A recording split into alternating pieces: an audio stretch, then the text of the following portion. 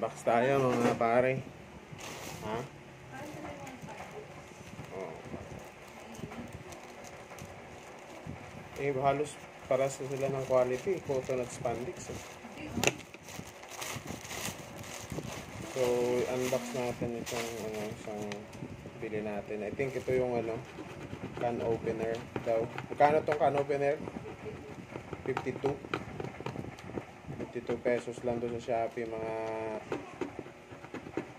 pare. Galing na natin itong address. Info natin sa baka malimutan.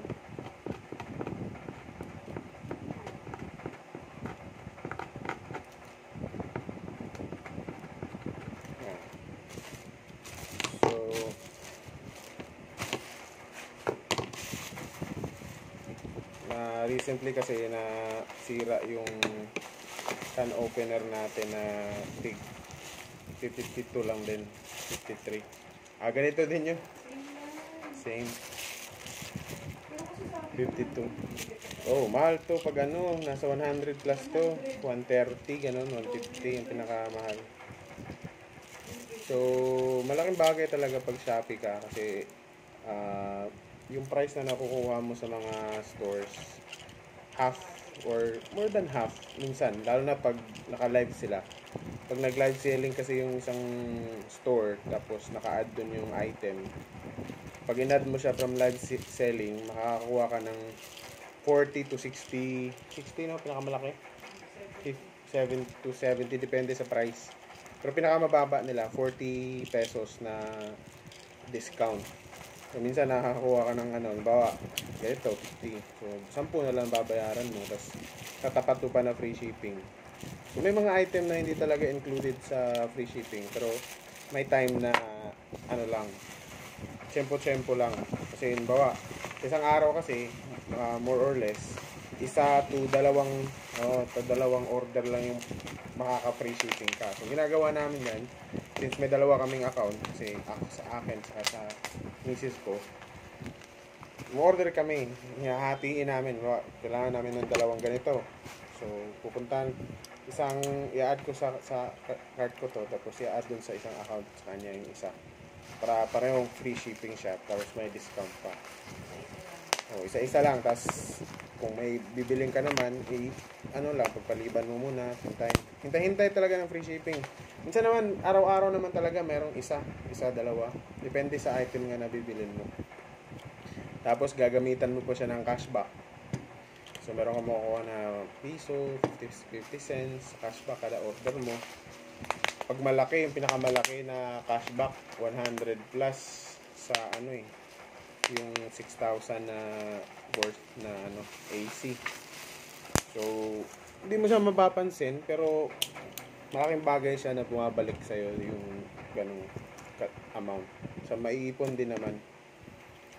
So, yan. Kahit mga ganito pa unti-unti, pag ma-appreciate mo siya kasi siyempre, ito gamit mo talaga sa bahay. Hindi siya ganun ka-quality, pero mapapakinabangan mo. Hindi naman every time gagamitin mo to eh. Hindi nga dapat masisira yun. It's just so happen, may bisita kami. Tapos, kailangan lang magbukas na maraming lata. Napuwersa siya. Yung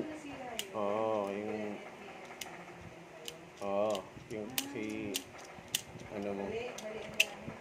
Hindi naman, tama naman. Lang siguro. Marami lang yung nabuksan na lata ba. Ayan. So, worth it din naman, mga 2 taon na yata yun, tapos kano lang bili ko. So, pag mga ganito mga bagay, like ito, gunting, pwede mo lang bilhin to sa Shopee. Nga lang, advance ka lang talaga, hindi mo lang sa magagamit agad. So, yun. Tapos, free shipping talaga. Huwag ka lang magmadali, kasi pag nagmadali ka, siyempre, bibili mo siya ng, may mga times na kailangan namin talaga yung item, bibili namin kahit may shipping fee, which is lang din naman, parehas lang kasi pag bumili ka sa tindahan or sa mga department store, halos doble pa nga yung price kasi nga nagbabayad sila ng renta nila. Kaysa sa Shopee, wala. So, yun yung mga benefits pag Shopee or online ka nagbibili. So, less na kaming umorder sa Lazada kasi kumonti yung nila, vouchers, free shipping, kumonti din. Tapos medyo mahal yung mga item compared dun sa Shopee. Kaya Shopee kami lagi namimili. Yun. Yun yung mga insights natin about online platforms.